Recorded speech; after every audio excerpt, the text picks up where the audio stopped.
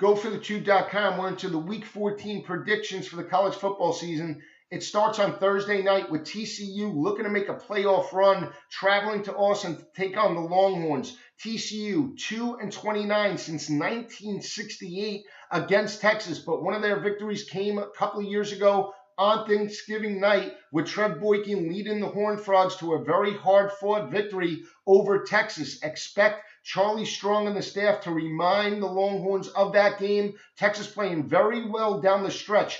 Defensively playing very, very well, and they're very solid, only giving up 182 passing yards per game, have a very solid defensive front that has 37 sacks through 11 games on the year. Their ability to rush the football 2 weeks ago against a solid West Virginia team was the difference to keep Clint Trickett and the Mountaineers off the field. Expect the same type of game plan out of Charlie Strong and the offensive staff. Look for them to run the football with Jonathan Gray and Malcolm Brown and rely on their defense to create field position. I think that's the difference. When you look at Texas overall, they're +3 in turnover margin. Swoops, their quarterback, seems to be getting acclimated to Charlie Strong's system, and I like Texas in the spot at home in Austin. I think they get the upset. Their ability to keep Trey Boykin in the pocket, their secondary matches up very well against the TCU wide receivers, and their ability to rush the football, in my opinion, is the difference. I think Texas gets a convincing home victory Thursday night to kick off the college football weekend this coming weekend. Let's talk about Saturday, rivalry week.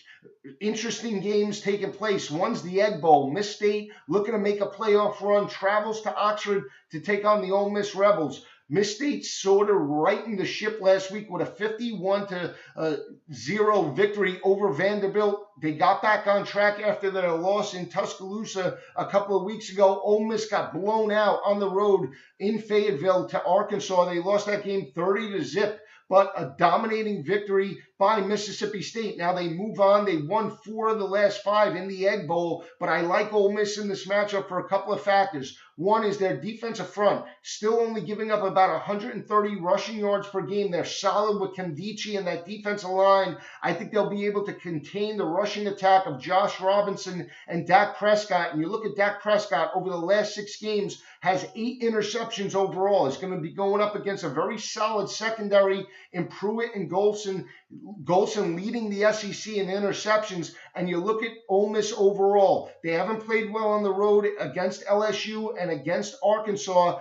If you think about it, though, they should be undefeated. They did lose that game at home a few weeks ago to Auburn. They lost that game in dramatic fashion, fumbling the ball due to Treadwell's injury on the goal line. Other than that, they've been perfect. They've been playing very, very well at home, and playing in Oxford is not going to be an easy game for Mississippi State when you think about it. They're +8 overall in turnover margin, Ole Miss is, and +6 in turnover margin at home. When you look at Mississippi State, their victories against Auburn and Texas A&M both came at home, but they were opportunistic in those games in order to create turnovers and score off their turnovers. On the season, though, they're -2 overall in turnover margin on the road. They're even overall in turnover margin on the year, so they're going to have to be able to create turnovers on Ole Miss. I'm not so sure they can do it on the road in Oxford, and I think Bo Wallace rebounds in a big way and calling for the upset in the Egg Bowl. Ole Miss gets a hard-fought victory over Mississippi State and Dak Prescott. I think it's about a 6-point victory, 30-24 over the Miss State Bulldogs, and we have our first upset on Saturday in the SEC. Let's talk about another interesting game.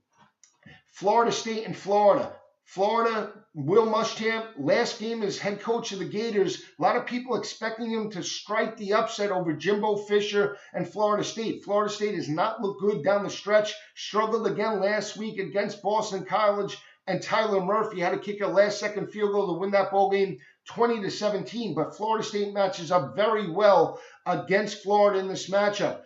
From an offensive perspective, Florida State has the edge going up against the Gators secondary. Gators giving up about 201 passing yards per game, have not looked good against teams that could stretch them vertically. You can look at that Alabama game with Amari Cooper and the running backs out of Alabama burn that secondary deep. They got burnt in the late fourth quarter by Dylan Thompson in that South Carolina offense. I expect the same out of Jameis Winston. You look at Florida overall, dead last in the SEC in terms of passing offense. Treon Harris on the road, going to be a very difficult spot. I know their rushing defense is solid, only giving up about 110 rushing yards per game, but that's not Florida State's strength. Entering that game last week against Boston College, Florida State was only averaging about 130 rushing yards per game.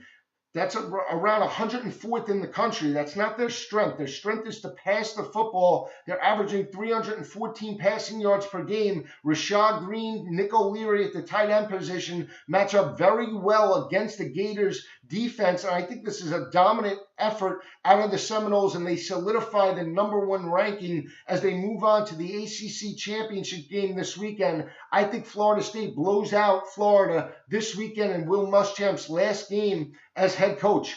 Michigan travels to the Horseshoe to take on Ohio State. Michigan did not look good last week in the loss to Maryland. They should have been up, though, 26-9 in that matchup. They returned a punt return for a touchdown that should have given them a 2-touchdown lead, but it got called back due to a penalty that allowed C.J. Brown and that Maryland offense to get back in the game, and they pulled it out 23-16 in that game. But very interesting game when you look at it defensively for Michigan. Has not looked good in terms of ball security. They're -14 in turnover margin. That's around dead last in the country in terms of turnover margin. That's why they've struggled this year. But I think you could throw that out of the window as they move on to this rivalry with Ohio State. Defensively, Michigan playing very well, only giving up about 107 rushing yards per game. They're solid in terms of their defensive front. They have 29 sacks through 11 games, and they're only giving up about 192 passing yards per game.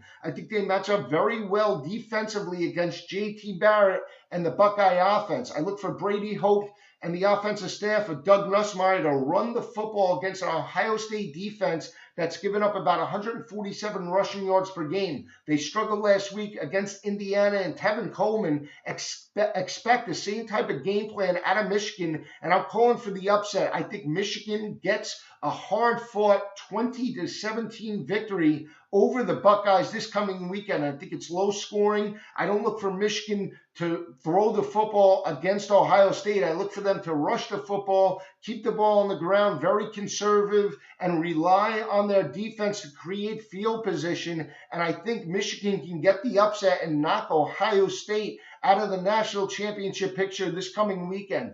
USC and Notre Dame. This is going to be a very tough spot for Notre Dame. They've dropped 4 of the last 5, did not look good against Louisville, and they struggled against Devontae Parker, big play wide receiver for the Cardinals last weekend. He was able to stretch the field vertically against the Notre Dame secondary, and I think they're going to struggle this weekend with Nelson Aguilar and that USC offense. You look at USC, they did not look good last week in the rivalry game against UCLA, but I think they have an opportunity here against Notre Dame to really get back on track against a Notre Dame team that has not looked good over the last 5 games. They have not looked good in terms of ball security. They're -2 overall and -7 on the road in turnover margin. It all started about 6 weeks ago on a neutral field site in MetLife against Syracuse. That game, Notre Dame had 5 turnovers, and it seemed to carry through all the way last week to Louisville. I expect USC to be up for this matchup. They did not look good. They're playing back at home in the Coliseum. They're +9 in turnover margin, have speed off the edge, and I think that's the difference. Look for Cody Kessler to exploit Notre Dame secondary. They have a big play running back in Boom Allen, very balanced offense that's averaging 287 passing yards per game, and that offensive line, in my opinion, has an edge over the Notre Dame defensive front. So I think USC is very balanced in this matchup, playing at home. I think they get a dominant effort. I like Sarkisian in this spot. I think he's a big play coach and has his teams up. I know they didn't look good last weekend, but I like him in this spot over Brian Kelly and the Notre Dame Fighting Irish. You're also talking about a cross-country trip for Notre Dame. It's an early start at 3:30 p.m. And I think USC gets a convincing double-digit victory over Notre Dame this weekend. Should be a very interesting matchup and weekend of college football. Stay with me all season long at GoForThe2.com.